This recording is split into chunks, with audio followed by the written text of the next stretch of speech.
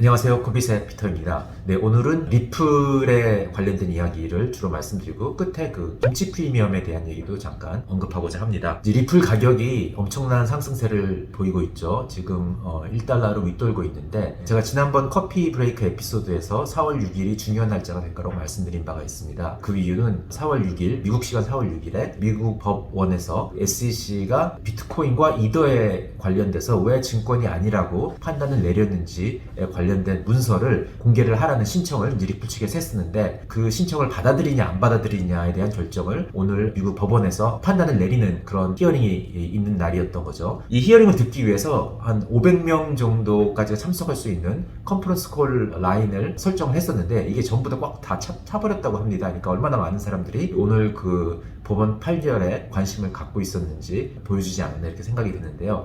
이제 결론부터 말씀을 드리면은 법원의 공식적인 판결은 SEC가 비트코인과 이더에 관해서 왜 증권이 아니라고 판단을 했는지 이걸 관련된 모든 문서를 공개해야 된다라고 판결을 내렸습니다. 굉장히 의미 있는 어떤 판결이라고 여겨지는데 잠깐 이 백그라운드를 좀 말씀을 드리면은 SEC의 의장이었던 제이 클레이튼과 또 임원 중에 한 사람이었던 그 윌리엄 힌메이라는 이 두 분이 구두로이긴 하지만은 공식석상에서 비트코인과 이더는 증권이 아니라는 발언을 했었습니다. 그런데 여기에 대해서 어떤 공식적인 문서나 이런 거는 전혀 없었던 거죠. 그래서 업계에서는 많은 혼란이 있었던 거고 그 결과 그런 어떤 그 논리가 확실하지 않았기 때문에 지금 SEC와 리플의 소송 같은 것도 일어나고 있는 건데 이 부분을 공식적으로 밝혀진다면은 굉장히 불확실성을 해소하는 그런 요소가 될 수 있는 거죠. 자, 이제 실제로 이제 SEC가 이 문서를 공개하기까지는 한 30일 정도의 시간이 있는 것 같은데 지금 그 법정 다툼을 제일 가깝게 팔로우하면서 분석을 하고 계시는 제로미 호가님의 영상에서 본 바를 기준으로 말씀을 드리면은 이 SEC가 제출해야 되는 문서 중에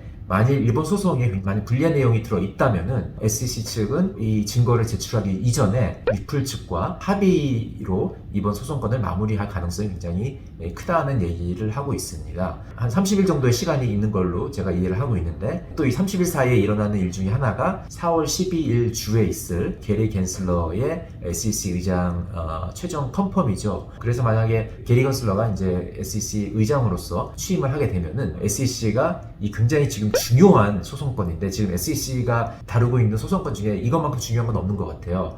이 중요한 이 소송건을 어떻게 앞으로 다뤄야 될지 결정하기가 좀 더 쉬워질 것 같고 이제 새로운 의장이 취임을 한 후이기 때문에 그러면은 이제 그 타이밍과 맞아 떨어지면서 리플 측과 합의를 보게 된다면은 리플한테는 굉장히 유리한 결과로 이번 소송건이 끝나게 되겠죠. 아마 이런 기대감이 있어서 지금 XRP 가격이 굉장히 강세를 보이고 있는 것 같습니다. 그래서 앞으로 한 달 정도가 이 XRP 그리고 리플의 운명에 굉장히 중요한 시기가 될 것 같고요. 그래서 이번 소송이 제가 보면서 받는 느낌은 결국에는 이제 SEC가 이 초기에 굉장히 어떤 XRP 관련된 자기네들의 스탠스를 확실하게 보여주지 않았기 때문에 결국에는 이런 어떤 결과가 나오는 것 같고요. 지금 이 소송건은 전 세계 규제 당국들이 굉장히 주시하고 있는 것 같은데 그런 면에서 어떤 좀 많은 교훈을 주는 바가 아닌가 이렇게 생각이 됩니다.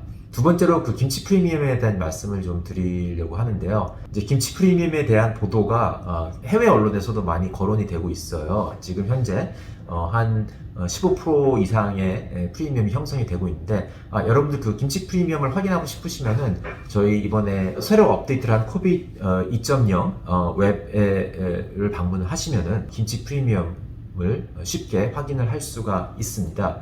김치 프리미엄 외에도 여러 가지 그 가상자산 시장 투자에 도움이 되는 많은 지표와 그 외에 여러 가지 유용한 정보들이 많이 있으니까 여러분 한번 꼭 와서 한번 확인을 해주시면 감사하겠습니다. 어쨌든 지금 김치 프리미엄이 화두가 많이 되고 있는데 해외 언론에서도 이제 국내에서는 이게 뭔가 한국인들이 이 비트코인에 대해 시장에 대한 좀 과열 현상이 있는 것처럼 이제 보도를 많이 하고 있습니다. 그런데 이 김치 프리미엄은 사실 가장 큰 원인은 공급의 병목 현상 때문이거든요. 이 가격이라는 건 이제 수요와 공급에 의해서 결정이 되는데, 이제 물론 지금 비트코인 가격이 많이 올랐기 때문에 한국뿐만이 아니라 전 세계적으로 관심이 지금 늘어나고 있고, 그러면서 수요가 늘어난 거죠. 그런 면에서는 한국이 뭐 다른 나라에 비해서 지금 현재 상황을 봤을 때는 뭐 특별하게 더 과열된 관심을 갖고 있다고 보여지지는 않는데, 다른 나라에서는 외환법이라는 그런 법을 통해서 자금의 흐름을 규제를 하지 않기 때문에 비트코인이 유통이 잘 되는 거죠. 그러면 이제 그런 거에 비해서 한국 같은 경우에는 이 외환법이라는 게 있기 때문에 비트코인이 한국에 잘 들어오질 않습니다. 예, 그 이유 중에 하나는 뭐냐면은 지금 이렇게 비트코인을 찾는 사람이 한국에 늘어났을 경우에 유통이 잘 된다면은 외국에 비트코인 들고 있는 외국 사람들이라도 한국에 와서 그 비트코인을 팔면은 되는 거죠. 그리고서 그 자금을 자기네 나라로 가져갈 수 있고 자유롭게 가져가면 되는 건데, 한국에 외환법이라는 게 있기 때문에 한국 국내에서 자금이 빠져나가는 게 자유롭지가 않습니다. 은행에 가서 여러분들 예를 들어서 뭐 코인베이스에 비트코인이 더 싸게 지금 거래가 되고 있으니까 거기 가서 코인베이스에 가서 비트코인을 사기 위해서 한 뭐 5만 불 정도 해외에 보내려고 합니다 하면은 은행에서 허가해 주는 데는 아무 데도 없을 거예요. 그런 식으로 이제 자금의 그 움직임이 우리나라는 외환법에 의해서 그렇게 자유롭지가 않기 때문에 어떤 이런 비트코인의 병목 현상이 일어나는 거고, 그렇기 때문에 지금 높은 비트코인이 굉장히 한국에서는 이제 부족하기 때문에 프리미엄, 외국에 있는 비트코인 가격에 비해서 프리미엄에 거래되는 그런 현상이 일어나고 있는 겁니다. 그래서 저는 이제 지금에 일어나고 있는 이 김치 프리미엄의 상황은 반드시 꼭 뭐 이렇게 뭐 한국 사람들이 뭐 유난히 더 비트코인에 관심이 있어라기보다는 어떤 이런 이 자본시장의 어떤 규제 때문에 일어난 현상이라고 받아들이는 게 맞을 것 같고요. 어쨌든 뭐 앞으로 이 우리나라 외환법이 뭐 단기간에 갑자기 뭐 없어질 거라고 생각이 안 되기 때문에 비트코인 시장이 앞으로도 강세를 보이면은 김치 프리미엄이 그런 상황에서는 쉽게 사라지지 않을 거라고 이렇게 생각이 됩니다. 네, 어쨌든 오늘 커피 브레이크 여기까지 하겠습니다. 바이바이.